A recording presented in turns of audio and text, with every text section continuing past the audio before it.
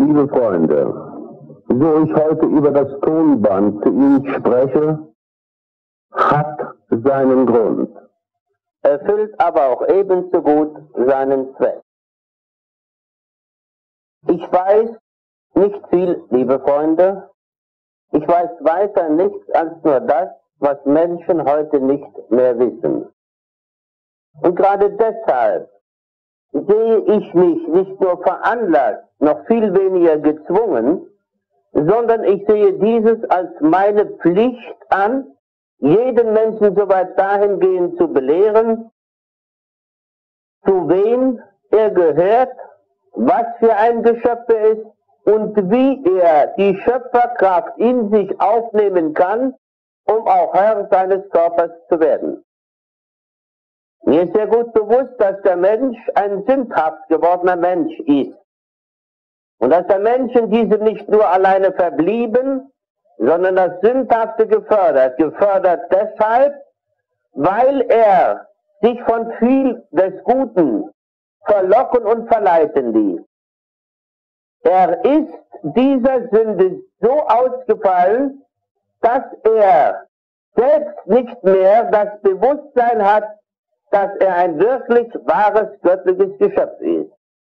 Er weiß wirklich nichts mehr von sich, sodass er gar nicht mal mehr glauben kann, dass er sogar verpflichtet ist, hier in der göttlichen Ordnung zu leben.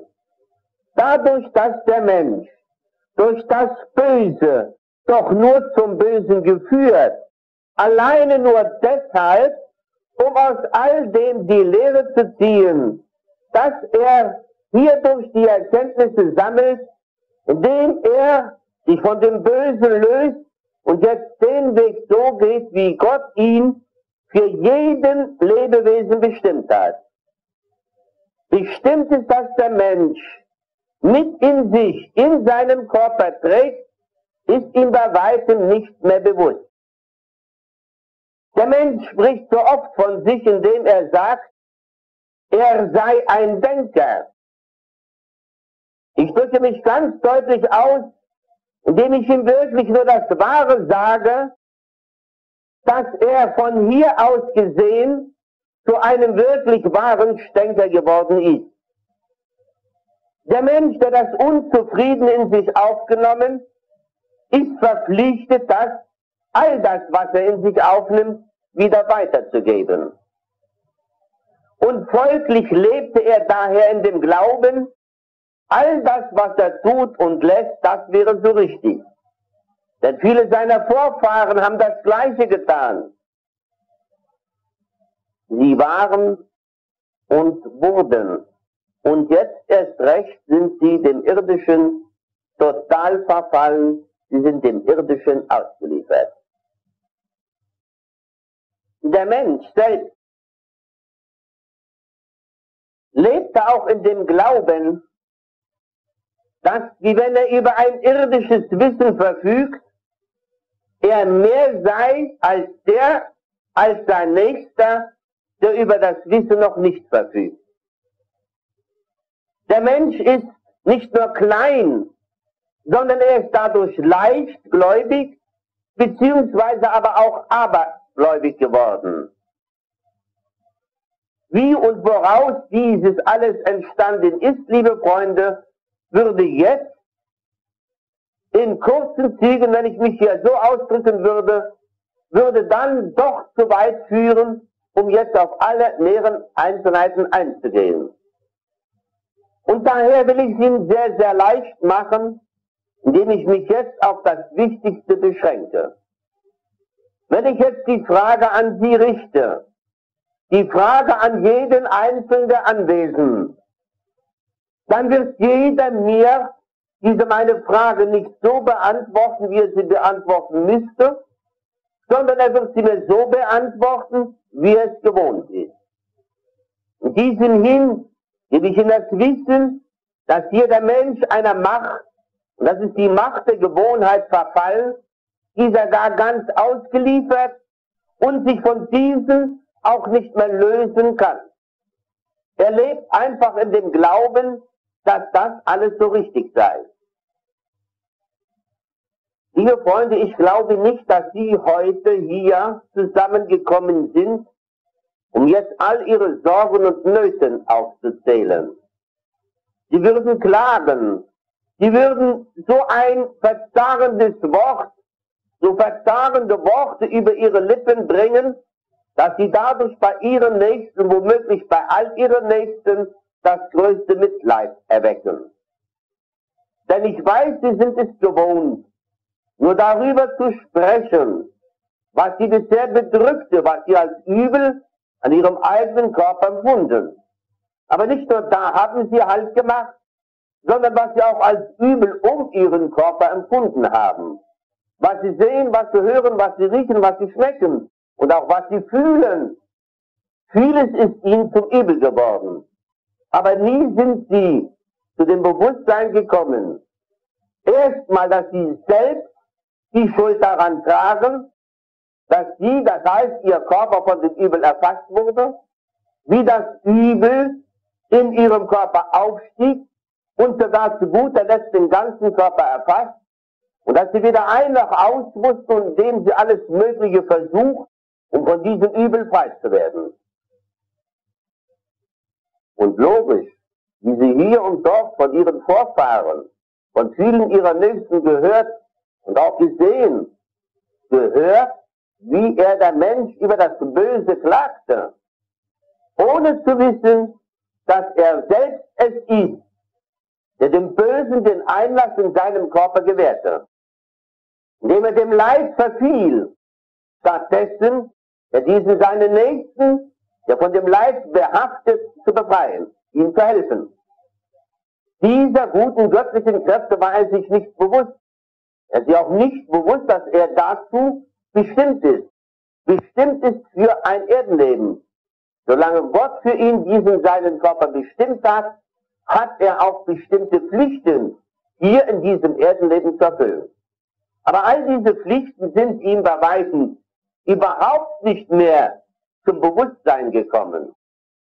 Er glaubte nur, dass er hier auf dieser Erde sei, um jetzt zu schaffen, um sich eine Existenz zu gründen, um einen Beruf zu erfassen und dann womöglich, wie es einzelne wenige gibt, die nur daran denken, hierdurch, das heißt durch ihren Beruf, nicht Berufung, sondern Beruf, ihr Leben sich so gestalten, dass sie sagen, dass sie über alles verfügen können und dass ihnen alles zur Verfügung steht deshalb, weil sie sich der irdischen Macht bemächtigt, weil sie nur an den Mammon gedacht, nur des Geldes wegen der Mensch hier geschaffen, um sich dadurch alles mit Geld erkaufen zu können. Aber liebe Freunde, hier gibt es noch viel, viel mehr zu sagen. Ich streife alles nur kurz. Aber ich glaube, dass Sie mich verstehen und dass Sie aus diesem Verstanden dann auch zur Erkenntnis kommen, dass Sie selbst es sind, auf den es ankommt. Denn Sie wollen mir doch nicht weismachen, Sie wollen doch womöglich nicht sagen, wie viele Menschen von sich aus behaupten, hier kommt es auf den Gröning an. Und der Gröning muss dieses, das und jenes so tun, wie ich es will. So wie ich es gewohnt bin. Wie wenn ich hier und dort bei den einen wie bei den anderen Hilfe gesucht und sogar, dass der Mensch dazu übergegangen ist, indem er verlangte, dass man das Übel, das an seinem Körper wirklich wahrgenommen hat, dass er wahrgenommen, dass sein Körper schwach geworden, dass man das Übel noch behandelt. Liebe Freunde, da haben Sie mich von vornherein total verkannt. Das heißt, damit sage ich, dass Sie mich bei weitem noch nicht erkannt, dass ich nur das weiß, wozu ich auf dieser Erde bin und dass ich hier weniger Wert auf einen Beruf lege, sondern dass ich hier nur eines zu erfüllen habe, das ist meine Mission, nicht meinen Beruf, sondern meine Berufung, meinen Nächsten zu helfen. Ich weiß, liebe Freunde, dass hier viele sagen werden, ja, was heißt hier sich um den Nächsten kümmern? Jeder ist sich selbst der Nächste. Ich habe mit mir selbst, mit meiner Familie, mit meinen Nächsten so viel zu tun, was soll ich mich noch um andere kümmern? Dieses alles, liebe Freunde, ist mir sehr gut bekannt. Auch unter ihnen befinden sich einzelne, eher gesagt mehrere, die in den gleichen Glauben gelebt, dass sie all das so tun mussten, wie sie es gewohnt sind. Dazu gebe ich Ihnen die eine Bemerkung. Liebe Freunde, so Sie doch oft oder immer nur alles Mögliche versucht haben, ersuche ich Sie, dass Sie von diesen vielen Versuchen, die Sie an sich selbst und an Ihre Nächsten angestellt, einstellen sollen. Ich ersuche Sie, dass Sie von nun ab den Weg gehen, der für Sie, der für jeden Menschen, für jedem Lebewesen von Gott bestimmt ist. Und solange Sie sich mit dem Übel abgeben, wie Sie doch auch wahrgenommen, dass Ihr Körper in der größten Unordnung geraten, dass Sie selbst es sind, der die Ordnung bejaht, der zur Ordnung steht und der all das tut, was ihm, so er sich in dieser Ordnung schon bewegt, auch in dieser Ordnung verbleibt und dass er weiterhin gewillt ist, diesen Weg der Ordnung so zu gehen, wie er ihn gehen muss. Und somit wird er die Ordnung auch in seinem Körper so weit dahingehend wahrnehmen, dass er sich selbst sagen wird, jetzt lebe ich wirklich in der wahren göttlichen Ordnung. Denn nicht nur um meinen Körper ist jetzt die Ordnung, nein, sondern auch in meinem Körper. Und dass im Körper die Ordnung ist ausschlaggebend. Somit wird auch um diesen menschlichen Körper die Ordnung herrschen. Das heißt, die Ordnung ist Gott. Da wird Gott herrschen. Denn der Mensch selbst ist nicht in der Lage, seinen Körper so weit dahingehend zu beherrschen, da er nie gewusst und auch nie gewollt für seinen Körper das aufzunehmen, was für ihn bestimmt ist. Dass er, der Körper, über genügend Energien verfügt, die er ja zuvor aufnehmen muss, um mit und durch diese Energien seinen Körper den ersten Befehl zu geben, dass er nicht was, sondern das zu tun hat, was der Mensch gerade will. Dazu ist ihm der Körper beigegeben. Der Körper ist unser Werkzeug, wie wir im Ganzen gesehen alle nur ein Werkzeug Gottes sind. Aber wir selbst haben auch ein Werkzeug, wir sind Gott gleich. Und das erste Werkzeug, sage ich noch einmal, ist unser Körper. Und wir können mit diesem Werkzeug, mit unserem Körper all das tun, was wir wollen. Nun, Freunde, so Sie ab jetzt in dem wirklich guten, in dem göttlichen Glauben leben, werden Sie aus der guten göttlichen Gedankenwelt gute, wirklich göttliche Gedanken empfangen. Und diese Gedanken werden Sie da dann auch zur Tat bewegen. Das heißt, Sie werden dadurch Ihren Körper befähigen, deutlicher gesagt befehlen, dass er dieses, das und jenes, wie Sie es gerade wollen, zu tun hat. Und Sie werden dann auch feststellen, dass der Körper diesen Schick, die Geschicklichkeit so weit dahingehend aufbringt, sodass er imstande ist, auch das zu bewältigen, was er zu bewältigen gedacht. So ich jetzt sage, zu bewältigen gedacht, liebe Freunde, damit sage ich, dass dieser Gedanke, den Sie aufgenommen, was Sie als gedacht halten, ist es ja, der Sie und Ihren Körper zu all dem bewegt. Ich gebe Ihnen eine kleine Lebensweisheit mit auf den Weg. Geben Sie Acht, liebe Freunde, ich spreche diese Lebensweisheit, die ist nur von mir. Die können Sie auch außer Acht lassen. Die können Sie beiseite werfen und sagen, Quatsch, was der da redet. Was soll ich mit den Lebensweisheiten? Was soll ich mit seiner Lebensweisheit? Das alles ist mir gleich. Aber nicht gleich, dass ich ihm das verschweige. Nein, ich sehe hierin meine Pflicht, die Menschen weiter nichts als nur das zu sagen, was ich ihm an Wahrheit zu sagen habe. So ich diese Lebensweisheit gesprochen, können Sie die gleiche nicht in Abschrift haben, Sie können sich diese abschreiben.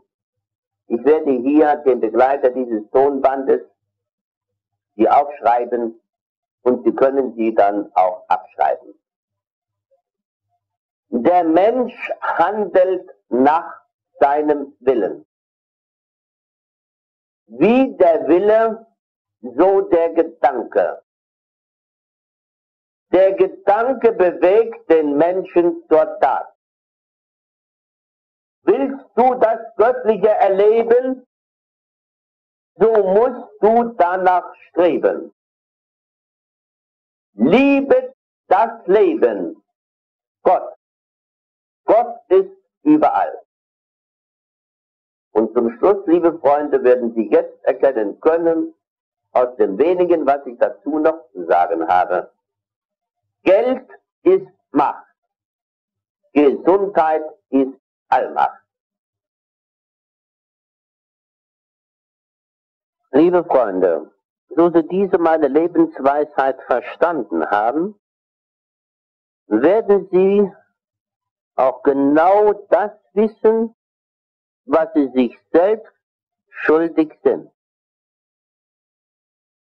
Ich weiß genau, dass Sie viel, dass Sie all das nicht mehr gewusst haben, was Sie sich selbst schuldig gewesen sind. Nun, was führt Sie zur wirklich göttlichen Ordnung? Glaubten Sie vielleicht, dass so Ihr Körper nicht nur in vollster, sondern schon zum Teil oder aber auch in größter Unordnung geführt, dass Sie da glauben, dass Sie den Weg so mit so einem verschmutzten, mit einem verdreckten Körper den Weg zu Gott gehen können. Liebe Freunde, Sie haben das Übel so weit dahingehend verfolgt, Sie haben das Übel in sich groß werden lassen, indem Sie ja niemals das dazu getan haben, dass das Übel aus Ihrem Körper schwindet. Im Gegenteil, durch diese vielen Versuche ist Ihr Körper dem Übel verfallen, dem Übel soweit dahingehend ausgeliefert, so dass dadurch der Körper ganz vom Übel behaftet und dass Sie dadurch erst recht um die guten göttlichen Kräfte gekommen, dass Sie nicht mehr Herr Ihres Körpers wurden, nicht mehr über die Kraft verfügten, um das Übel abzustoßen, nicht einmal den Willen gehabt, sich von dem zu lösen, sondern nur alles Mögliche versucht, das Übel zu behandeln. Grundsätzlich, liebe Freunde, unterscheide ich mich von einem Mediziner und Heilpraktiker. Denn diese beiden Menschenarten haben die Aufgabe gestellt erhalten, worin sie auch ihre Pflicht und Schuldigkeit sehen, das so zu tun, wie es ihnen gelehrt wurde, das heißt, das Übel zu behandeln. Wenn ich immer so oft vom Übel spreche, liebe Freunde, so würden Sie für dieses Wort Übel und für das Wort die Unordnung würden Sie sagen Krankheit. Auch hier stellen Sie fest, dass ich mit diesem nichts gemein habe. Es wäre grundfalsch, wenn ich jetzt auch dazu übergehen würde, um das Übel zu behandeln. Und grundfalsch, liebe Freunde, ist es, so Sie sich in den Glauben versetzt haben oder sogar jetzt in diesem Augenblick noch in den Glauben leben, Sie müssten mir das Übel aufzählen. Sie müssten mir all Ihre Sorgen, all Ihr Leid so weit dahingehend klagen, dass Sie da dann erst glauben können, dass Ihnen geholfen wird. Diesen Gedanken alleine so weit zu führen, liebe Freunde, ist von vornherein falsch. Solange Sie sich mit dem Übel abgeben und dass Sie glauben, dass Sie sich von dem nicht lösen können, weil es Ihnen zwickt oder gar schmerzt oder aber auch hindert, dass Sie das eine und das andere mit Ihrem Körper nicht mehr tun können, haben Sie doch weiter nichts wahrgenommen als das, dass Ihr Körper in bester Unordnung ist. Also tatsächlich lebt er jetzt nicht mehr in der göttlichen Ordnung, sondern in der Unordnung. Und die Unordnung ist das Böse. Und das den Menschenkörper derart herabwürdigt, dass er dem Bösen, dass er dem leibhaftigen Satan gleich ist. Denn hier hat der Satan, sein Ziel erreicht. Es ist doch sehr einfach, um zu wissen, was jetzt der Körper nötig hat. Was Sie selbst nötig haben und zu dem auch Sie verpflichtet sind, in der wirklich wahren göttlichen Ordnung zu leben. Aber erst einmal müssen Sie doch den Anfang machen. Und ich sage es Ihnen ganz leicht, diesen Anfang zu machen, ist der, in dem Sie sich einfach mit dem, das Sie als übel empfunden haben, nicht mehr abgeben und dass Sie wissen, dass Ihr Körper die wirklich göttliche Ordnung nötig hat und dass Sie die Ordnung in sich aufnehmen und dass die Ordnung in Ihrem Körper zustande kommt, ist es Ihre erste Pflicht, Ihren Körper jetzt das zukommen zu lassen, was Gott für ihn bestimmt hat. Und das ist die Kraft. Das ist die Kraft Gottes, die jeder Mensch, so er gewillt ist, sie aufzunehmen, auch aufnehmen wird. Und die göttliche Ordnung wird die Unordnung, wird all das Böse aus ihrem Körper herausbefördern. Der Körper wird über Kräfte, wird über Energien verfügen, so dass all das, was sie im Körper als Unordnung empfunden, wieder geordnet wird. Denn die Ordnung, liebe Freunde, dürfen Sie nicht verkennen, das ist Gott selbst. Und jetzt erinnere ich Sie an ein kleines kindliches Gebet. Viele von Ihnen, gar die meisten, werden es von ihren Eltern gelehrt erhalten haben. Als kleines Kind haben sie dieses noch beherzigt. Und die haben fromm, sie haben andächtig gebetet und haben auch geglaubt, dass dieses Gebet ihnen zu dem verhelfen wird, worum sie durch dieses Gebet Gott, worum sie durch dieses Gebet Christus, unseren Heiland, gebeten haben. Es beginnt mit Ich bin klein, mein Herz ist rein, soll niemand drin wohnen als Christus, als Gott, als der Heiland allein. Damals, liebe Freunde, war es noch gut für sie und sie haben viel des Bösen überwinden können. Sie haben das Böse beiseite gestellt. Wenn sie ihren Körper zu der damaligen Zeit irgendwie wo wann mal verletzt hatten, dann haben sie als Kind gesagt, das wird schon heilen, das wird schon wieder gut. Ich werde doch bald wieder gesund. Sodass ein Teil dieser Kinder den Eltern selbst gesagt, Mutti, das ist nicht so schlimm, das heilt schon. Mutti, das mit der Krankheit ist auch nicht so schlimm. Ich werde morgen früh wieder gesund sein. Mutti, du weißt, ich gehe doch gern zur Schule. Mutti, du weißt, ich gehe doch so gerne zur Kirche. Mutti, du weißt, ich bete doch morgens, mittags und abends. Ich bitte doch den lieben Herrgott, ich bitte doch unseren Heiland, dass er mir immer beisteht. Und das Böse kann mir nichts anhaben. Liebe Freunde, ich spreche heute genauso, wie ich früher vor vielen Jahren gesprochen habe. Bin der gleiche Mensch geblieben. Und als solcher habe ich auch viel auf dieser Erde erleben können. Ich habe die Kinder selbst verfolgt, wie ich sie heute noch verfolge, was ich aus ihrem kindlichen Mund höre. Wie gläubig sie sind. Und dann gibt es so einzelne wenige Erwachsene, die da immer wieder auf das Kind einreden, dem ist ja gar nicht so. Du musst dieses, das und jenes jetzt einnehmen. Du musst dieses, das und jenes jetzt tun. Und du musst jetzt deine Mutti folgen. Und das Beten alleine nutzt nichts. Denn die Mutti oder der Arzt hat dich gesund gemacht. Wohl will ich dem nicht absprechen, wenn beide dieser nur geglaubt hätten.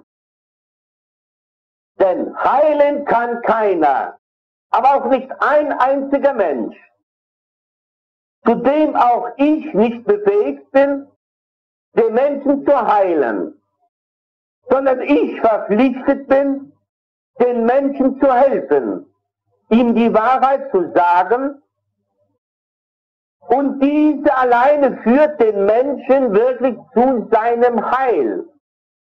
Ich muss ja ganz deutlich werden, hier durch diese meine Hilfe, durch den ich den Menschen den wirklichen Weg zeige, der ihm zu Gott, der ihm zu allem Göttlichen führt, dass er hier folgt und dass er das auch wahrnimmt, dass das, was ich ihm sage, wahrnimmt, insofern er sich davon überzeugt und dass er dann auch gewillt ist, diesen Weg zu gehen, da er ja das Gute will, das Gute bejaht und auch das Gute nötig hat.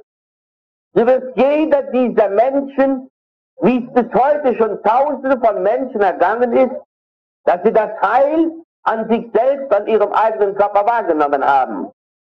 Und dass sie das Heil, das sie an ihrem Körper erfahren durften, auch die wirkliche Wahrheit ist.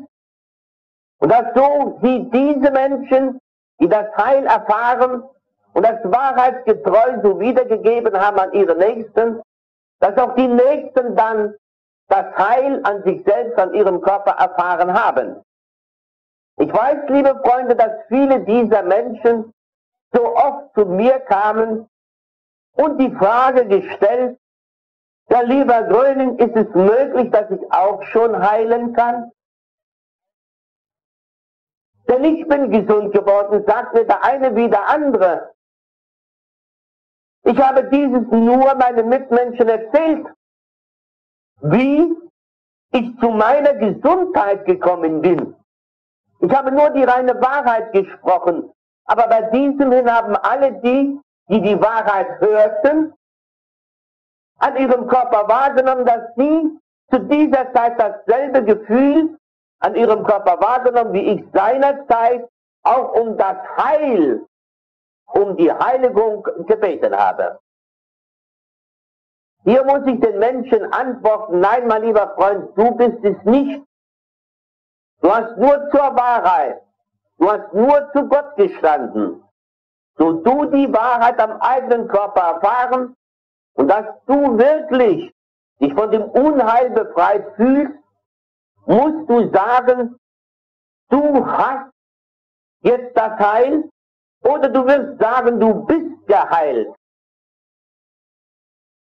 Dass du hier jetzt wirklich Gutes in deinem Körper wieder besitzt und dass so Gott dieses gewollt hat, dass der Mensch diese Erkenntnisse sammelt und dass er immer zu dem zu stehen, zu dem er gehört. Nicht wie umgekehrt, Freunde, dass sie womöglich heute noch in dem Glauben leben, Gott gehört zu uns.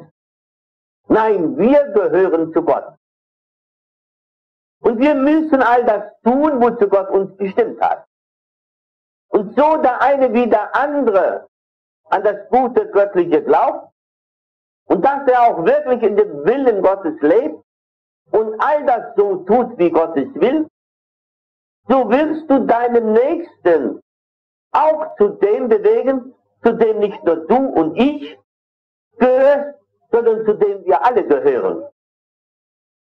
Und dadurch kommt das zustande, dass wo zwei von dem Guten wirklich von Gott sprechen und dass sie das Gute wollen, das Gute bejahen, so wird Gott bei ihnen sein. Und so der Mensch sich jetzt von dem Unheil abwendet, so wird er das Heil erfahren. Und hier wird das Gebet, ich bin klein, mein Herz ist rein, soll niemand drin wohnen, als Christus, als Gott, der Heiland allein. So, meine lieben Freunde, kommt das zustande. Warum sage ich so oft all meinen Freunden, von denen ich umgeben, von Freunden, von denen ich oft und immer wieder angegangen werde, sage ich so einfach und schlicht, vertraue und glaube, es hilft, es heilt die göttliche Kraft. Damit habe ich doch all meinen Mitmenschen den Beweis dafür gegeben, dass nicht ich, sondern dass Gott dies ist. Und dass Gott diese Kraft, diese seine Kraft für uns, für unser Leben bestimmt, was überhaupt das ganze Leben ist. Denn ich möchte jetzt nicht dazu übergehen, wie groß und wie allmächtig die Kraft Gottes ist, die er aussendet über das ganze All, über das Weltreich. Sie würden sagen, über diese Erde, nein, Freunde, diese Erde ist klein zu dem, was Gott in Wirklichkeit, in Wahrheit ist. Sein Weltraum ist so groß, dass diese unsere Erde, die wir hier sie am ehesten als groß empfinden, sehr klein ist und dass diese Erde doch in einer Schwebe ist, die keinen Träger, noch eine Steife, noch eine Stütze hat. Nein, dieses Erdreich wird nur alleine von der Kraft Gottes gehalten und geführt. Das heißt, Gott hat es so bestimmt, dass jeder auf seinen Platz, jedes Erdreich das zu verbleiben hat, wie er es bestimmt hat. Und zu all diesem hat er Lebewesen bestimmt, die sich auch nach ihm zu richten und nach dem zu leben, wie er, wie Gott selbst das Leben bestimmt hat. Denn auch hier muss ich sagen, dass das Leben nur einer ist und das ist Gott. Wer nun viel Leben in sich trägt, hat viel des Guten, viel des Göttlichen. Der frei von dem Unheil ist, der hat Gott im Herzen. Und Gott wird ihn regen und bewegen und zu all dem führen und ihm all das an Befähigung geben, was er für ihn, für all seine Nächsten hier zu tun hat. Und immer wieder, liebe Freunde, ist es alleine nur die Kraft, sind es die Energien, die der Mensch, in der er lebt, in sich aufzunehmen hat, sodass er auch, so er überschüssige Energien schon besitzt, mit diesem Überschuss an Energien das bewältigen kann, was er zu bewältigen gedenkt. Nicht umgekehrt.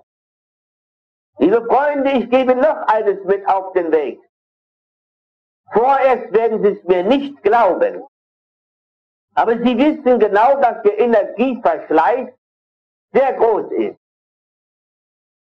Tagsüber sehen, hören, riechen, schmecken Sie. Sie nehmen Gedanken auf. Und da braucht nur einer Ihrer Nächsten zu kommen, Ihnen etwas Böses sagen. Sie brauchen nur etwas Böses sehen. Sie brauchen etwas Übles zu riechen. Sie brauchen etwas Übles in Ihren Mund zu nehmen. Und schon wird der Körper von diesem Übel überfallen werden. Sie werden üble Gedanken aufnehmen. Sie werden sich Sorgen fabrizieren. Sie werden in Nöten leben, in Nöten deshalb, weil sie es wirklich nötig haben, jetzt gute Gedanken aufzunehmen, dass endlich einmal einer zu ihnen kommt, der ihnen Wahres mit auf den Weg gibt und dass sie dieses Wahre beherzigen, dass sie das Gute hören und auch an das Gute glauben und dass ihnen dann die Gedanken durch den Mund ihrer Nächsten übertragen wird, was sie hören, dass sie das Gute bejahen und dass ihnen dann gute Gedanken kommen und dass sie dann dadurch auch wieder neu belebt sind, dass sie wieder einen neuen, frischen, gesunden Lebensmut haben, dass sie über eine Lebenskraft verfügen, sodass sie selbst zur Erkenntnis gekommen, dass sie durch das Böse herabgewürdigt und dass sie das Böse jetzt verabscheuen und dass sie sagen, diese bösen Gedanken haben mich herabgewürdigt, das Böse, das ich gesehen, das ich gehört, das ich gerochen, das ich geschmeckt, das ich gefühlt habe, war ein derartiges Übel, mit dem ich nichts gemein haben will. So, liebe Freunde, beginnt es, dass der Mensch, so er zur Erkenntnis gekommen ist, auch weiß, dass das Übel nichts Gutes an noch in ihm lässt, sondern all das Gute, das noch an und in ihm ist, verschwindet. Und dass er dann erst recht dem Bösen ausgesetzt. Und was der Mensch in sich aufgenommen, muss er wiedergeben. Vor allen Dingen warne ich vor Gedanken aufzunehmen. Einmal schade die guten Energien, die gute Kraft dafür herzugeben, um alle bösen Gedanken heranzuziehen, die ja nur von dem einen Sender, von dem Sender des Satans ausgesandt, und dass der Mensch sich da quält und die guten Energien für hergibt und so eine schlechte Sendung aufnimmt. Wenn Sie jetzt vom Radio sitzen würden und würden jetzt eine schlechte Sendung, die Sendung eines Senders hören, das heißt, die ihr aussendet, nicht gut ist, so werden Sie deprimiert sein, so werden Sie einen abgebauten Körper haben, Sie werden oft vor sich hinreden, scheußlich, ich bin ganz unruhig geworden. Wie ist das nur möglich, dass es so viel Böses gibt? Und doch wenn Sie wahrgenommen haben, dass Sie dadurch alleine schon von dem Bösen erfasst sind, dass Sie die Ruhe verloren, stattdessen die Unruhe in Sie aufgekommen, und dass Sie danach wahrgenommen haben, dass Ihr Körper nicht mehr in Ordnung, sondern in einer Unordnung ist, und dass statt Sie gute Gedanken nur böse Gedanken aufnehmen, und dass Sie dadurch dann auch von dem Übel nach und nach erfasst werden, dass, wie Sie oft von sich sagen, dass Sie nicht mehr schlafen können. Und dass Ihr Körper immer schwächer wird. Und erst recht dann, wo er schon angezapft ist, wo er die bösen Gedanken aufgenommen, dass er gezwungen wird, weitere böse Gedanken aufzunehmen, solange er noch über Energien in seinem Körper verfügt. Ich frage Sie, liebe Freunde, wie wäre es umgekehrt, wenn Sie jetzt im Guten, wenn Sie jetzt im Willen Gottes leben, wenn Sie von jetzt ab nur gute Gedanken aufnehmen, wenn Sie von jetzt ab nur die guten Gedanken, die über Ihre Nächsten ausgesprochen, hören, und dass Sie das Gute nur bejahen, und dass Sie auch wirklich zu dem Sie das Gute bejaht, auch stehen. Denn Sie sind so leichtsinnig hierin, Sie nehmen das Wort nicht so genau. Und gerade deswegen, da Sie die Worte nicht für so genau, nicht für so wahrnehmen, können Sie auch das Wort Gottes nicht für wahrnehmen, können Sie auch niemals dazu stehen. Sie selbst haben viele Versuche im Leben gemacht, indem Sie so oft Ja gesagt, indem Sie so oft einem Ihrer Nächsten was versprochen, womöglich sich selbst ein Versprechen gegeben, das zu einem Gelübde geworden und dass Sie nie zu diesem Wort gestanden haben. Denn das Wort Ja ist zu bejahen und das Wort Nein ist verneinen.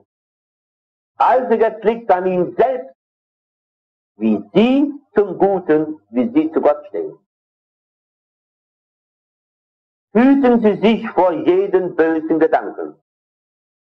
so sie es wahrnehmen, aus dieser Lebenserfahrung, die sie doch schon gemacht haben müssen, dass dieser böse Gedanke sie zum Bösen führt. Lehnen Sie ihn ab und sprechen Sie meinetwegen vor sich hin, indem Sie sich selbst sagen, ich will mit diesem bösen Gedanken nichts zu tun haben. Ich will jetzt einen guten Gedanken. Dann lenken Sie sich selbst ab, schauen Sie zum Fenster, schauen Sie dahin, wo das Gute, wo das wirklich Göttliche sich zeigt. Sie würden sagen, Sie schauen mal so in die Natur hinein, Sie schauen, wie jetzt gerade im Frühjahr alles zu wachsen beginnt, wie das Leben wieder auftaucht, wie vor unseren Augen alles ergrünt, wie Gott auch alles so bestimmt hat, so wird auch er uns eine Bestimmung gegeben haben, nur wir von dieser Bestimmung nichts mehr wissen. Aber so Sie die Natur genau betrachten, so werden Sie sie empfinden und Sie werden bald wahrnehmen, dass dieser böse Gedanke Sie verlassen hat.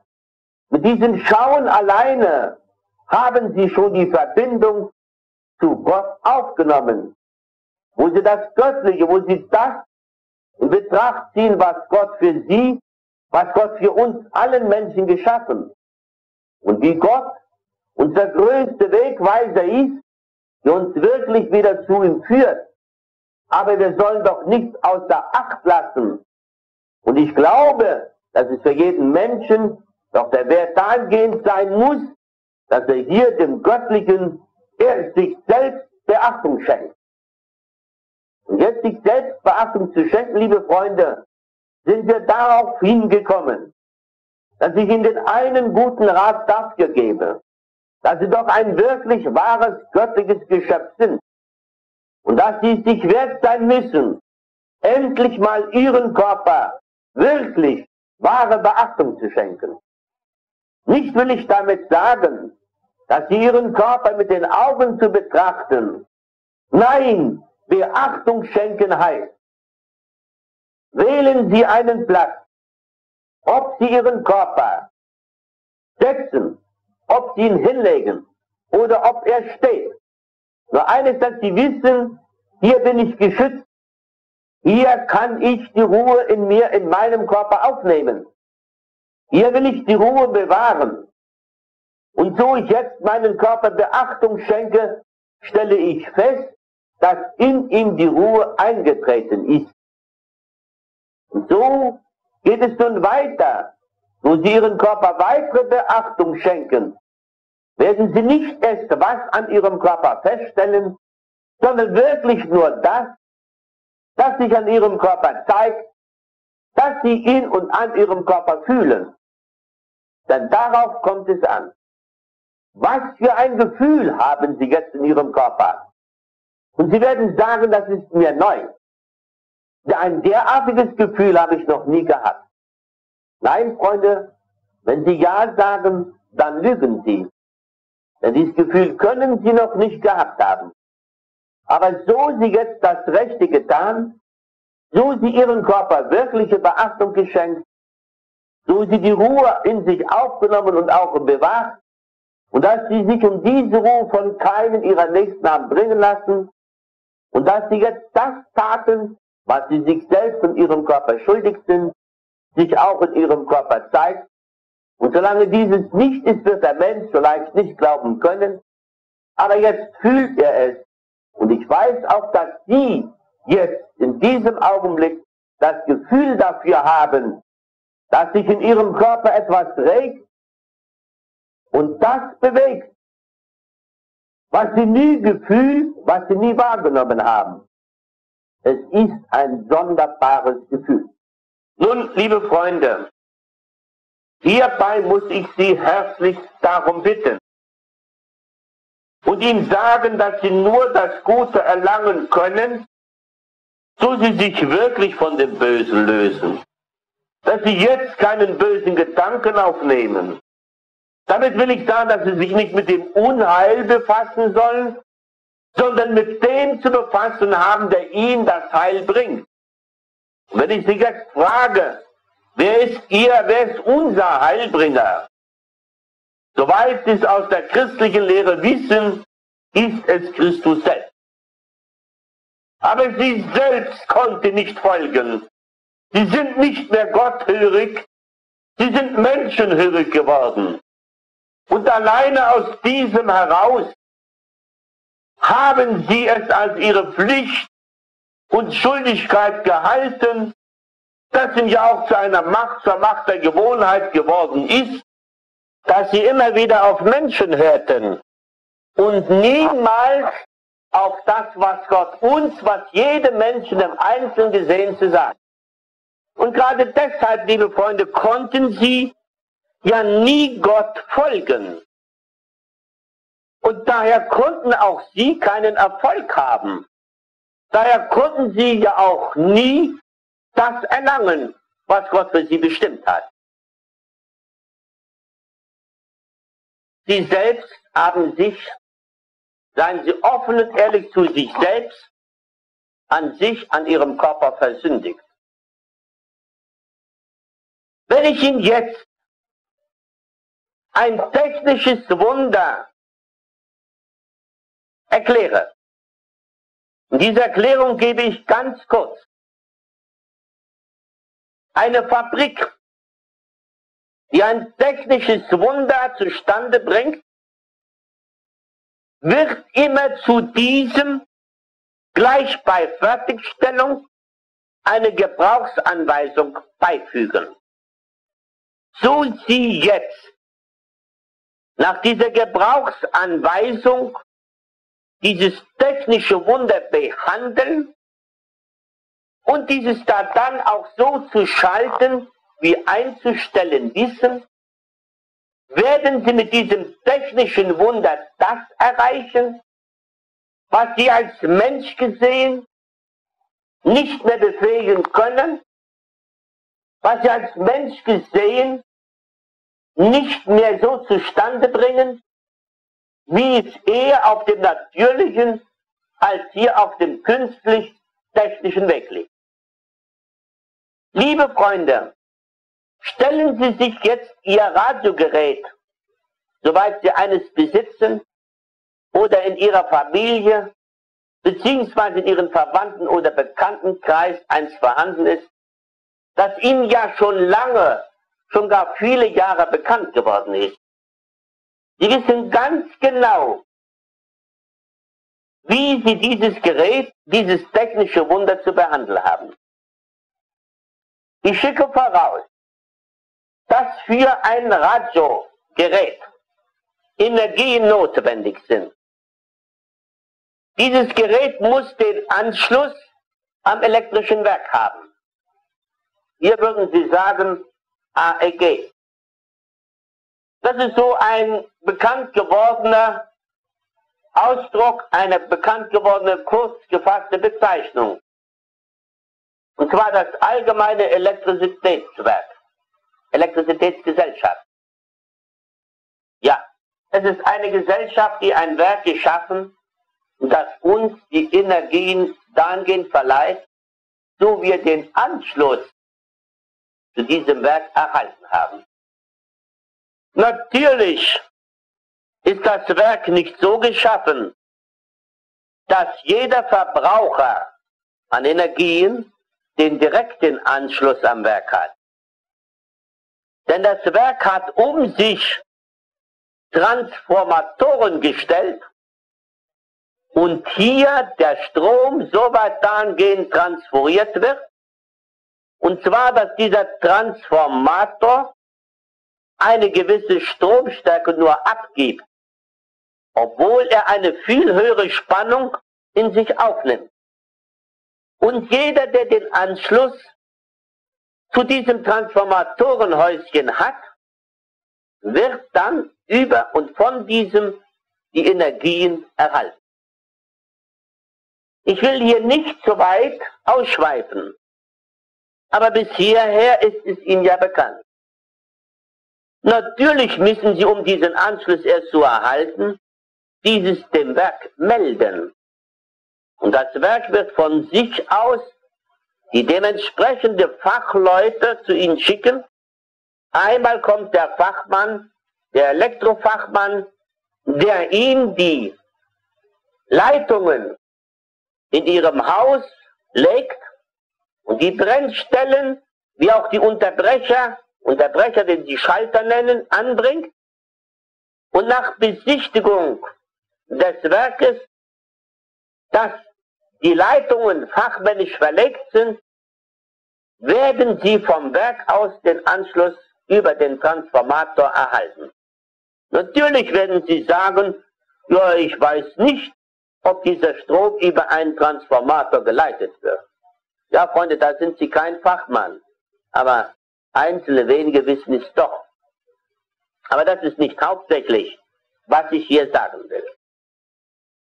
Nun, natürlich gibt es zu diesem, um dass die Energien auch genützt werden, hat man technische Wunder geschaffen, wie ich in eines von diesen schon aufzählte, unser sehr gut bekannt gewordenes Radio.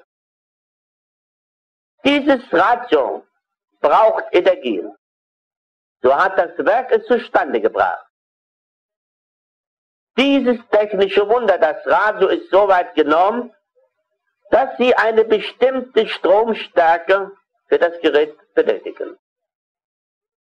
Früher war es so, dass wir verschiedene Stromstärken hatten. Ich denke da an 110, 130, welche hatten 150 Volt, und welche 220, die stieg bis 250. Es war zu der damaligen Zeit noch nicht so geregelt. Heute ist es vereinheitlicht, oder aber man hat die Geräte so weit dahingehend hergestellt, dass man über viele Stromstärken auch das Gerät in Tätigkeit setzen konnte.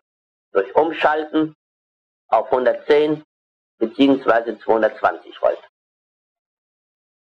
Beziehungsweise es gibt noch eine Stromart, und das ist der Wechselstrom. Liebe Freunde, auch hier muss ich immer wieder einen Stopp einflechten. Verbleiben wir jetzt ernsthaft bei diesem Radio. Sie haben den Anschluss über die Dose zum Werk. Indem Sie das Gerät anschließen und so es den Anschluss hat, wird es bei weitem noch nicht die Energien empfangen. So selbstständig ist es noch nicht. Hierzu gehört wieder ein Mensch, der dieses Gerät bedient, indem er es einschaltet. Aber erst muss das Gerät den Anschluss an diese Energiequelle haben. Dann schalten Sie es ein. Und so ist es eingeschaltet, warten Sie einige wenige Minuten und dann werden Sie wahrnehmen, dass jetzt voll aufgeladen, auch gut angeheizt ist, und jetzt werden Sie die dementsprechende Wellenlänge einstellen. Sie würden sagen, Sie stellen jetzt das Gerät auf den und den Sender ein, und dass Sie den Sender empfangen können. Niemals werden Sie den Sender empfangen, sondern die Sendung des einen oder des anderen Senders, auf den Sie das Gerät jetzt eingestellt haben. Also kommt es hier auf die Wellenlänge an. Ich möchte jetzt nicht weitergreifen zum Technischen, sonst glauben Sie womöglich noch, ich wollte Sie jetzt zu einem Techniker ausbilden. Nein, ich will Ihnen hiermit nur ein Gleichnis geben, und dass Sie nicht nur mich, sondern sich selbst besser verstehen. Wenn Sie so ein technisches Wunder einzustellen haben, um auch es soweit dahingehend nützen zu können, wozu es geschaffen ist, dann werden Sie den Nutzen von haben. Und Sie werden dann hören, was Ihnen über den einen oder den anderen Sender, den Sie eingestellt haben, empfangen können. Nun, bis hierher, liebe Freunde, ist es doch das Gleiche, wenn ich Ihnen sage, Sie müssen wissen, was Sie wollen. Sie müssen wissen, wozu Ihr Körper geschaffen ist. Wozu das Radio geschaffen ist, wissen Sie. Und ich frage Sie, warum wussten Sie von sich selbst nicht?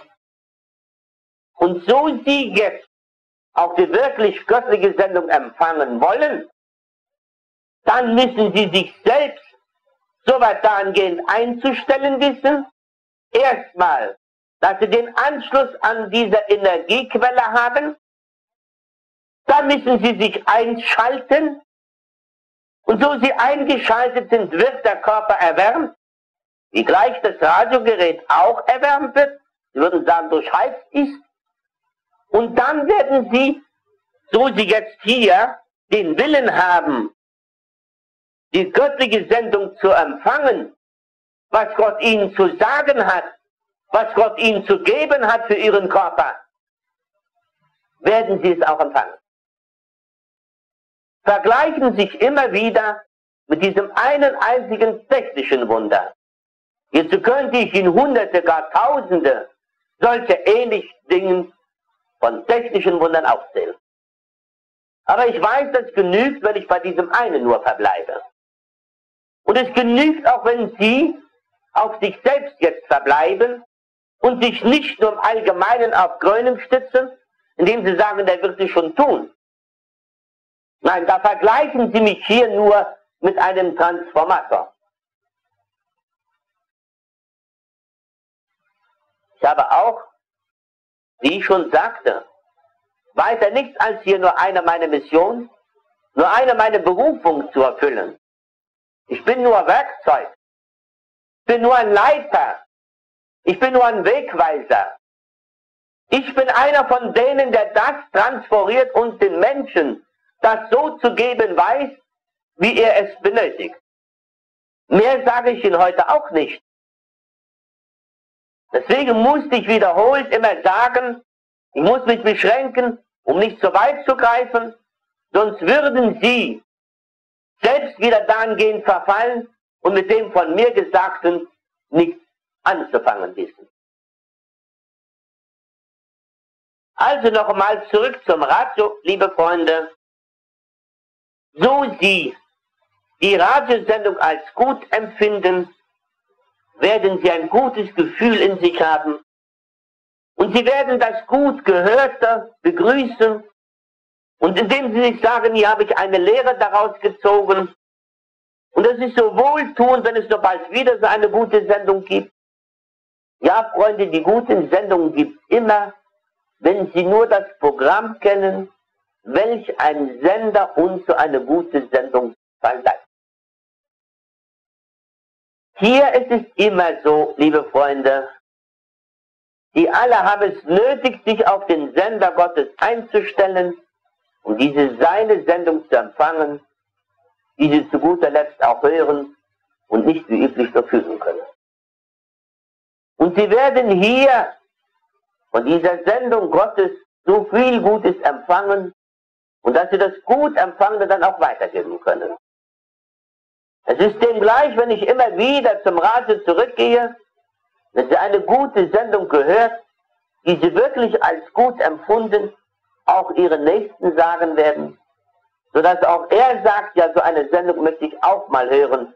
Ich habe bisher nur immer über mein Gerät schlechte Sendungen wahrgenommen, die mir gar nicht gefallen.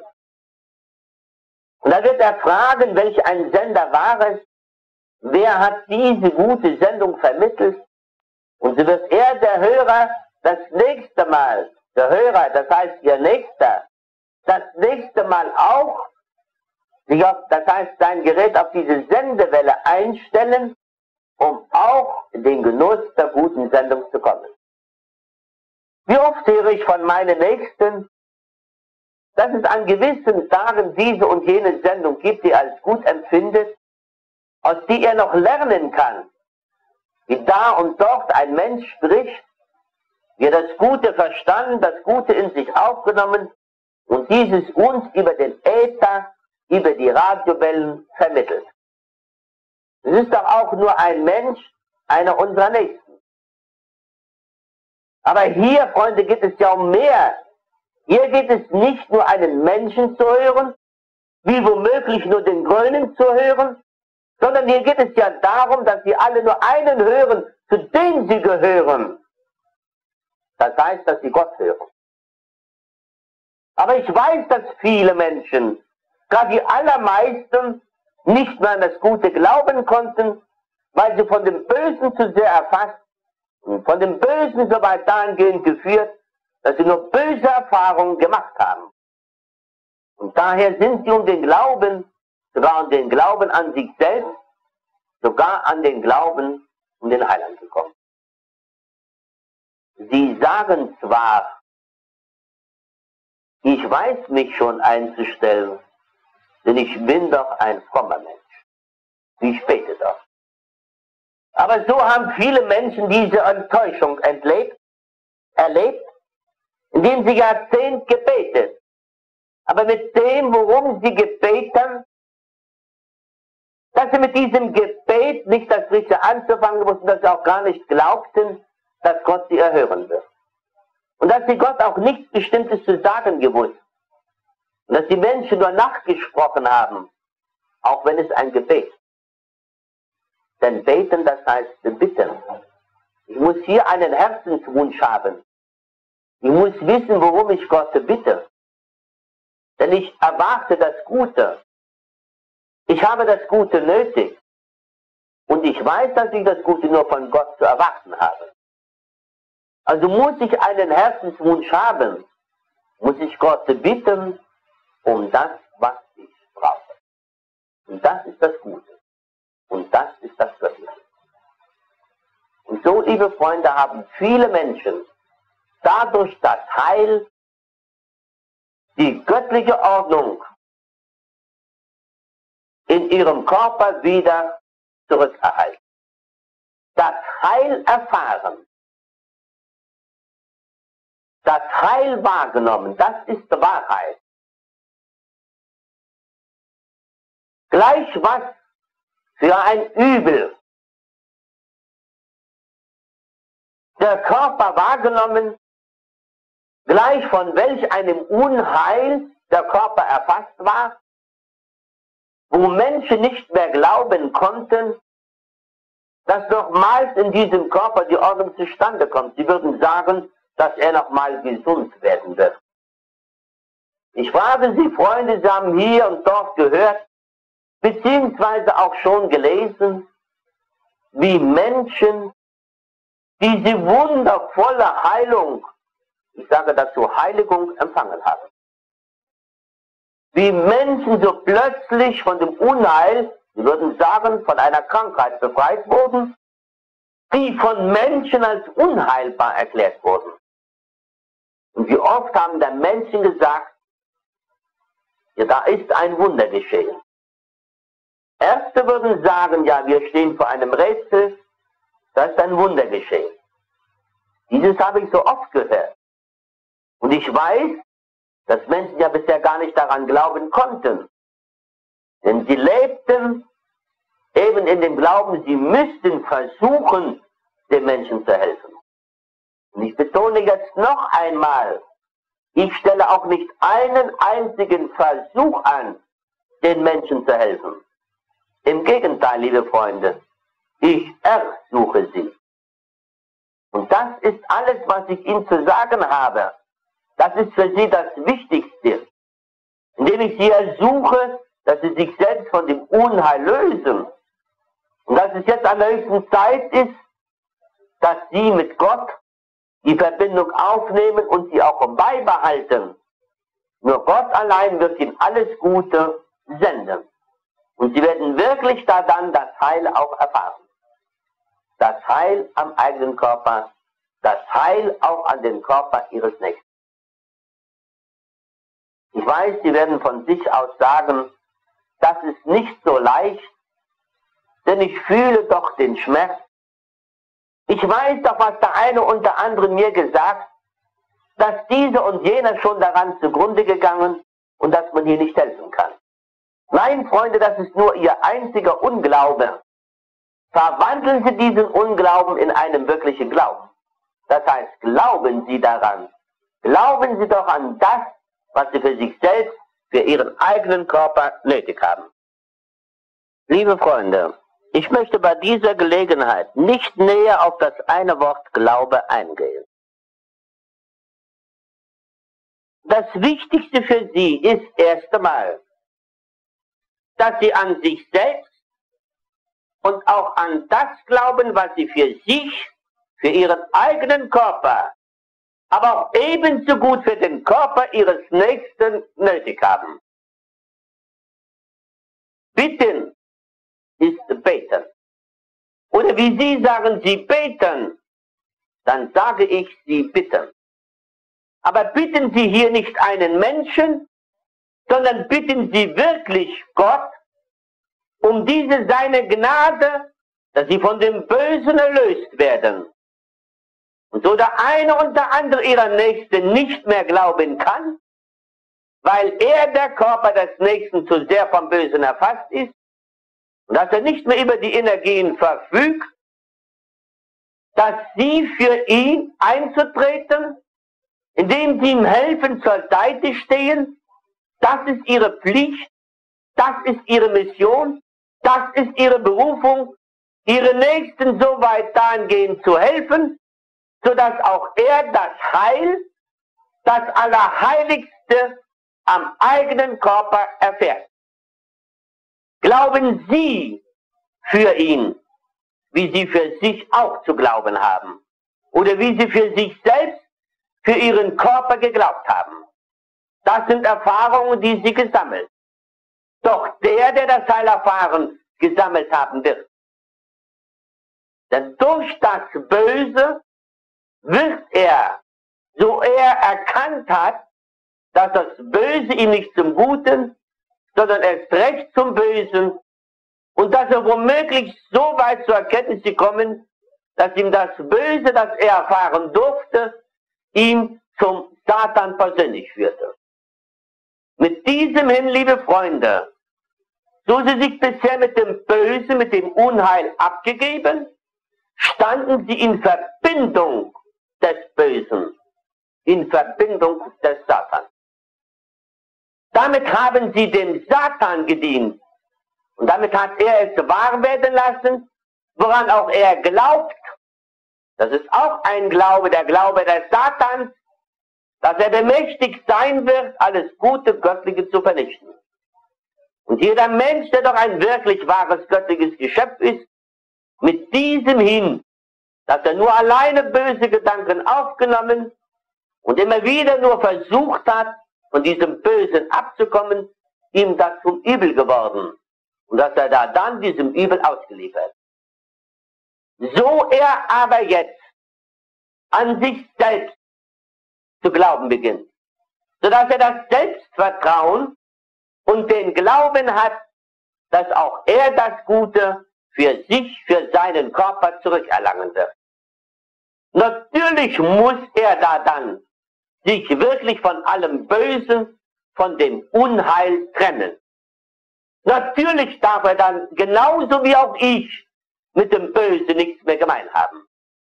Ich habe mit dem Bösen nichts gemein, und daher habe ich Ihnen zu Anfang gesagt, dass ich mich von den Menschen unterscheide, die bisher das Böse zu behandeln gewusst und die bis heute noch das Böse behandeln, und die bis heute noch den Versuch anstellen, den Menschen von dem Bösen zu befreien.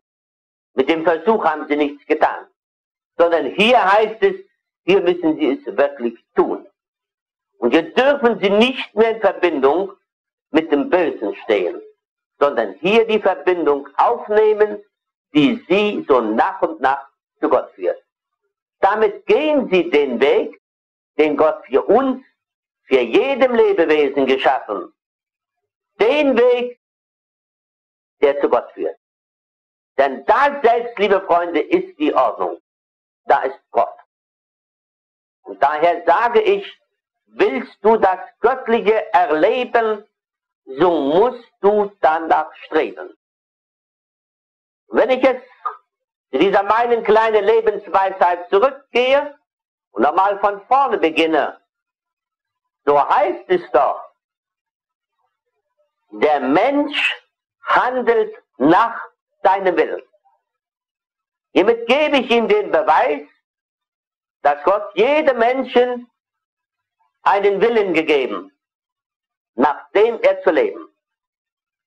Will er das Böse, verfällt er den Versuchungen, so wird er bald wahrnehmen, dass ihm das Böse und die Versuchungen ihn zum Übel führten, dass er da dann selbst an seinem Körper wahrnimmt. Handelt der Mensch aber hier im Willen Gottes. Wie ich nochmal sage, der Mensch handelt nach seinem Willen. Hat er die Verbindung zu Gott, dann wird er aus der guten, göttlichen Gedankenwelt Gedanken empfangen, wie umgekehrt von der bösen. Und so werden ihm diese Gedanken, dass doch wirklich die Worte Gottes sind, das von Gott kommt, das aus der göttlichen Gedankenwelt, wie Gott sie geschaffen hat, in sich aufnehmen, und diese werden ihn da dann zur Tat bewegen. Ich glaube, liebe Freunde, dass ihm vieles klar geworden ist.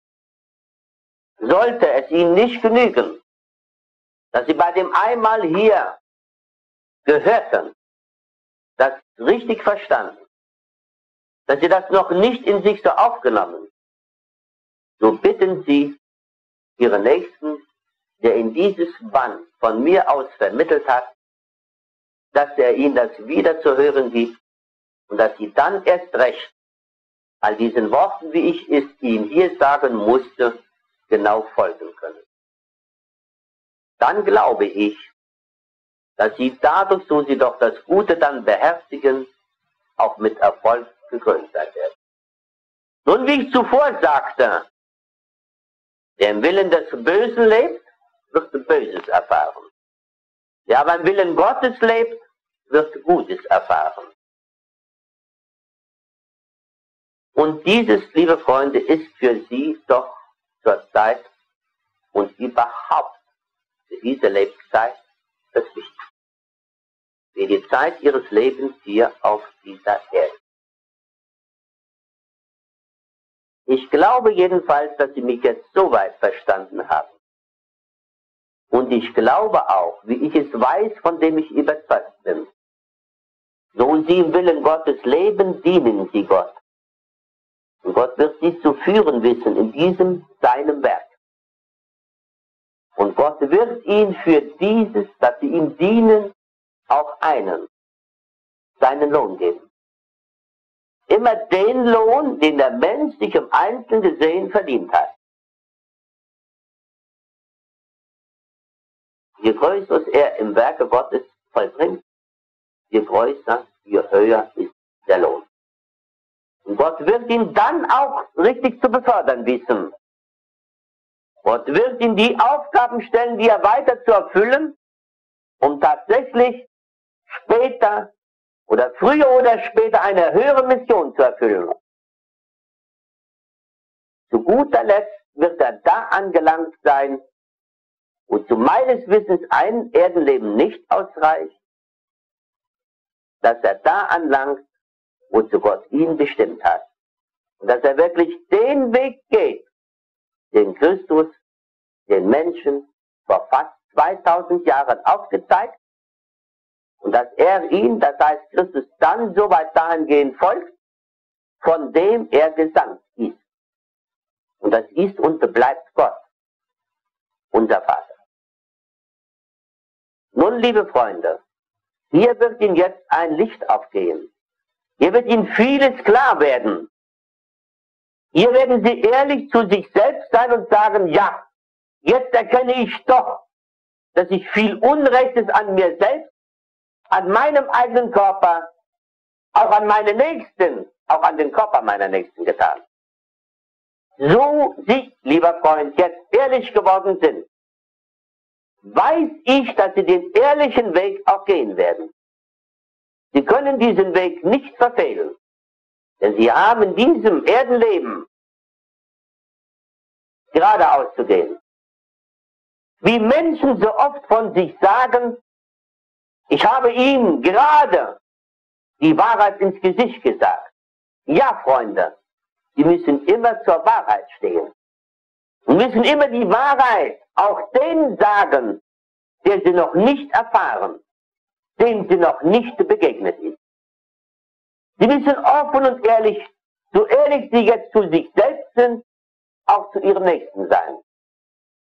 Mit dieser Ehrlichkeit alleine, wenn Sie so viel erzielt, erregt und bewegt haben, dass auch Ihr Nächster folgen wird, indem er ja das Gute bejaht, wie er es aus ihren Erfahrungen gesammelt hat. Wie es ihm eingeleuchtet ist, dass er sagt, ja, so es dir so ergangen ist, dass du geglaubt hast und dass du dies und jene Erfahrung gesammelt und dass du dich jetzt von dem Unheil befreit fühlst, will ich dir folgen. Ich glaube es. Ich habe das Gefühl, dass du mir die Wahrheit sagst. Und so er dieses sagt, ich habe das Gefühl, so stellt er tatsächlich, bei dem er doch seinen Körper jetzt auch Beachtung schenkt, ein Gefühl fest, das ihm fremd geworden. Nun, das ihm fremd geworden. Dafür, liebe Freunde, ist doch der beste Beweis dafür gegeben, dass der Mensch sich schon lange von dem Göttlichen gelöst und dass er nur in dem einfachen Glauben gelebt, indem er sich einbildete, das wäre der richtige Glaube, ohne von dem Wort Glaube überzeugt zu sein. Nur noch eines, was auch für Sie sehr wichtig ist. Verschließen oder verschießen Sie sich ja nicht darin, dass Sie jetzt in den Glauben verfallen. Sie müssten zuerst zu Gröning Vertrauen haben. Sie müssten jetzt an Gröning glauben. So Sie das Empfinden haben, gut. So Sie es aber nicht haben, ist nicht gut. Ich gebe Ihnen hierzu einen guten Rat. Dass jeder erstmal das Selbstvertrauen zurückerhält. Und dass er an sich selbst und dass er an das glaubt, was er für sich, ich sage noch einmal, für seinen Körper nötig hat. Stellen Sie jetzt Gröning ganz beiseite. Lassen Sie ihn ganz außer Acht. Denn Gröning ist nur ein Name. Und der Körper, der hier Gröning heißt, ist genauso irdisch gebunden wie auch der ihrige. Nur wissen Sie nicht, wer diesen Körper beherrscht, wer ihn führt und wer aus ihm das gibt, was Sie selbst an Ihrem Körper fühlen. Das ist Ihnen unbekannt. Wenn ich Ihnen jetzt viel Wahres noch mehr sage, so werden Sie es nicht gleich verstehen und auch nicht gleich glauben können. Und daher, liebe Freunde, ist es das Wichtigste, dass Sie erstmal an sich und wirklich an das Gute, an das Göttliche glauben, das Sie doch nötig haben. Wenn Sie jetzt zu dem übergehen und wirklich im guten Willen Ihren Körper Beachtung schenken. Wenn ich all meinen Mitmenschen immer dazu angeraten, dass er seinen Körper nicht lümmeln soll und dass er die Arme wie die Beine nicht zu überkreuzen hat, denn dazu hat Gott ihn nicht geschaffen, sondern hier will er doch das Wertvollste empfangen, so muss er mit offenen Händen frei dasitzen und auch einen Herzenswunsch haben, Gott darum bitten, dass er ihm das gibt, was er für sich wirklich nötig hat. So Sie das jetzt tun, Freunde, werden Sie wirklich nicht erst was, sondern nur immer das empfangen, wie auch empfinden, was Ihr Körper benötigt. Nicht erst was, sondern nur das, was er benötigt. Aber immer das, was Sie wollen, worauf Sie sich eingestellt. Und ich hoffe und wünsche nur, dass Sie nicht jetzt auf den Bösen, auf den Falschen, auf den verlockenden, auf den verführenden Sender hören, den womöglich mit guten Worten beschmust und an denen nichts Wahres ist. Diesen Sender dürfen Sie nicht hören. Sondern hiermit haben Sie wirklich die Verbindung zu Gott.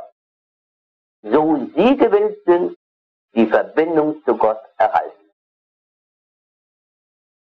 Wenn ich Ihnen jetzt zum Schluss noch ein kleines Gleichnis dafür gebe. Stellen Sie sich jetzt einen Telefonapparat vor. Auch hier können Sie jeden Menschen über das Telefongerät erreichen. Sie können mit ihm sprechen. So Sie die Nummer dieses Gerätes wissen und diese Nummer wählen, beziehungsweise diese Nummer dem Fräulein vom Amt, die ja nur die Verbindung herstellt, verlangen. Und Sie werden dadurch die Verbindung erhalten zu denen Sie wollen. Das ist Ihr Wille. Wählen Sie richtig. Die Nummer, wo Sie Gott zu wählen haben, die sind Sie selbst. Und stellen Sie sich, meine lieben Freunde, jetzt eine volle Zahl vor. Ob ich sage 10, ob ich sage 100, ob ich sage 1000, ob ich sage 10.000, ob ich sage 100.000, ob ich sage 1 Million, ob ich sage 1 Milliarde, ob ich sage 1 Billion oder wie ist gleich, werden Sie immer die 1 davor finden. Und stellen Sie sich jetzt die 0 vor, die 0 sind Sie. Vergessen Sie aber nicht die 1, denn ohne diese sind Sie nichts. Und erheben Sie sich nicht, leben Sie nicht in dem Glauben, denn der Hochmut kommt noch vor dem Fall. Und bilden Sie sich, meine lieben Freunde, nie das ein, was Sie in Wirklichkeit in Wahrheit nicht sind. Gott steht davor. Wir müssen bitten, wir müssen beten, zu dem, dass auch wir zu dieser vollen Zahl gehören. Und so wie wir uns erkannt haben, dass jeder von sich weiß, dass er nur ein kleines, winziges Lebewesen ist und dass er hierdurch schon Gott erkannt hat, dass Gott vor uns steht und dass Gott uns mit diesem führen wird und dass Gott mit uns eins ist, dass er sich selbst davor stellt, dass wir ihm aber der Reihe nach zu folgen haben, müsste ihm klar sein. Oder wie wenn ich jetzt sage, Sie sind ein Glied, und zwar das Glied dieser endlosen, göttlichen Kette. Und jedes Glied muss stark sein. So Sie als Zwischenglied einmal schwach geworden sind, werden die weiteren Glieder, die an Sie angegliedert sind, abfallen. Und diese endlose Kette wird aufgehört haben, endlos zu sein. Und so muss man wieder alles daran setzen, das Glied dementsprechend zu härten. Wenn ich sage härten, das heißt, dass sie auch in diesem Erdenleben gewisse Härten empfunden haben werden, wie das Böse sie geschmiedet hat. Und dass sie durch diese Härte jetzt wieder eingegliedert werden können, um damit weitere Glieder dieser endlosen Kette wieder den Anschluss zu dieser Kette, zu dieser endlosen Kette, die ja von Gott ausgeführt wird, wieder verbinden. Und wenn Sie jetzt ein Glied vergleichen mit einer Null, so werden Sie selbst sagen, ja, das leuchtet mir ein. Das stimmt ganz genau. Wir sind ja weiter nicht. Denn Gott hat diese Kette in seiner Hand. Aber wenn ein schwaches Glied da ist, dann fällt der Rest dieser Kette ab durch das schwache Glied. Und somit, liebe Freunde, sind viele Menschen abgefallen. Sind viele Menschen weich geworden. Sind viele Menschen noch nicht so hart geworden, weil sie glaubten, dass sie mit Sorgen und Nöten angegangen und dass sie das Leben nicht mehr ertragen konnten und dass der Glaube aufgehört hat. Sie sind schwach geworden wie das Glied dieser großen Kette. Und so konnte das Ganze nicht mehr gehalten und nicht getragen werden. Und wie wahr es doch ist, wenn der eine und der andere durch das Übel gehärtet, geschmiedet worden ist, das Übel, von dem er jahrelang erfasst war, und dass er jetzt erkannt, dass er gehärtet ist, und dass er weit über all das Böse steht, dass er hier wirklich jetzt weiß, was er für sich selbst nötig hat, doch nur das Gute und dass er wieder den Anschluss gefunden hat zu dieser endlosen Kette, die von Gott ausgeführt wird. Er hat den Anschluss wiedergefunden, hiermit hat er die Verbindung zu Gott.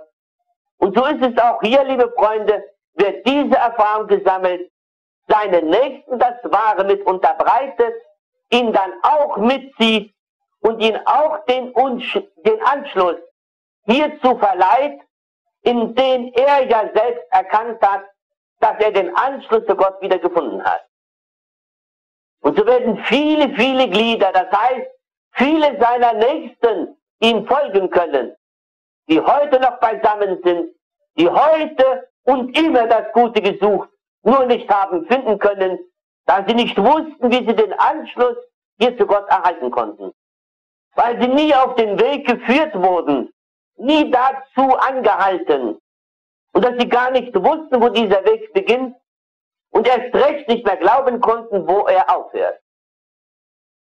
Der Weg zu Gott beginnt bei uns. Aufhören tut dieser bei Gott selbst. Aber wie gesagt, liebe Freunde, dieser Weg ist sehr weit. Ich selbst wünsche ihm nur alles Gute. Erwarten Sie von mir nichts Böses. So Sie jetzt dem Guten folgen, so Sie jetzt alles Gute an sich und an Ihren Nächsten tun, werden Sie vom Guten, werden Sie von Gott belohnt werden. Sie werden den Erfolg selbst wahrnehmen. Und das ist das, liebe Freunde, was ich Ihnen allen von ganzem Herzen wünsche. Ich weiß, dass Sie dem Guten, dass Sie Gott folgen, dass Sie vom Glück beseelt werden. Vom Glück heißt von allem Guten, dass Sie selbst angeht. Und dass Sie das Gute empfinden, wie auch immer, Zeit Ihres Hierseins, Zeit Ihres Erdenlebens empfangen können. Und jetzt zum Schluss, liebe Freunde, damit auch Sie diese kleine Lebensweisheit verstehen, sage ich Ihnen, liebet das Leben, Gott. Gott ist überall. Damit habe ich Ihnen einen der besten Beweise dafür gegeben, dass Sie mit Ihrem Körper sein können, wo Sie wollen. Auch wenn diese sich in einem kleinen, einfach, bescheiden, wenn auch dunklen Kämmerlein befindet. Auch da selbst wird er die göttliche Sendung empfangen. Denn diesem sind keine Grenzen gesetzt. Es muss nicht sein, dass Sie sich mit Ihrem Körper in Deutschland aufhalten. Nein, gleich wo Sie sich auf dieser Erde mit Ihrem Körper befinden. Denn Gott ist überall. Denn Gott ist für uns alles. Wir sind ohne ihn nichts.